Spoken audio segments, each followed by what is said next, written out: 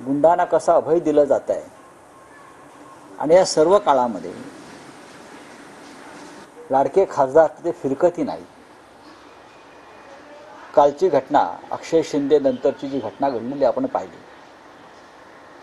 ती अत्यंत हृदयद्रावक धक्कादायक अशीच.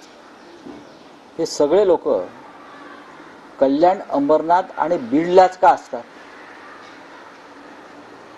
का? अक्षय शिंदेचं तुम्ही निवडणुकीपूर्वी एन्काउंटर केलं, तुम्हाला राजकीय फायदा हवा होता. आता हा जो एक नराधम पकडलेला आहे ज्याने त्या मुलीची हत्या केली, लैंगिक अत्याचार करून हत्या केली, लक्षात घ्या, त्याच्या बाबतीत देवेंद्र फडणवीस, राज्याचे उपमुख्यमंत्री, मुख्यमंत्र्यांचे त्या भागातले खासदार चिरंजीव गप्प काय? गप्प काय? हा पहिला प्रश्न. बीड मधलं चित्र अत्यंत गंभीर आहे.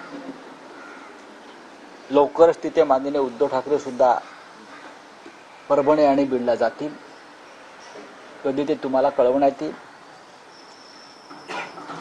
बीड मधलं प्रकार जो आहे हा बिहार मधल्या अनेक जिल्ह्यामध्ये पूर्वी अशा प्रकारचा दहशतवाद चालायचा.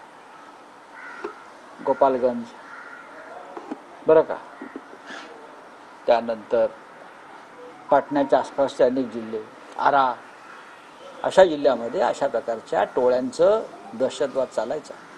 अपहरण, खंडण्या, हत्या, राजकीय हत्या आणि मग राजकीय हत्या करणाऱ्यांना संरक्षण. एकेकाळी बिहारचं चित्र होतं.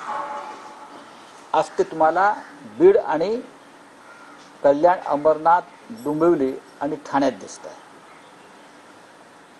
देवेंद्र फडणवीस यांना मी आज एक व्हिडिओ पाठवला आहे, आपण तो पाहिला असेल, आपने देखा होगा. आदरणीय मुख्यमंत्र्यांनी हे पाहावं की बीडमध्ये कशा प्रकारे गेल्या काही वर्षामध्ये हत्या केलेल्या आहेत आणि त्या हत्यांच्या मागे कोण आहे, हा, आणि कोणाकोणाच्या हत्या झाल्यात आणि त्या हत्या दाबल्या गेल्या.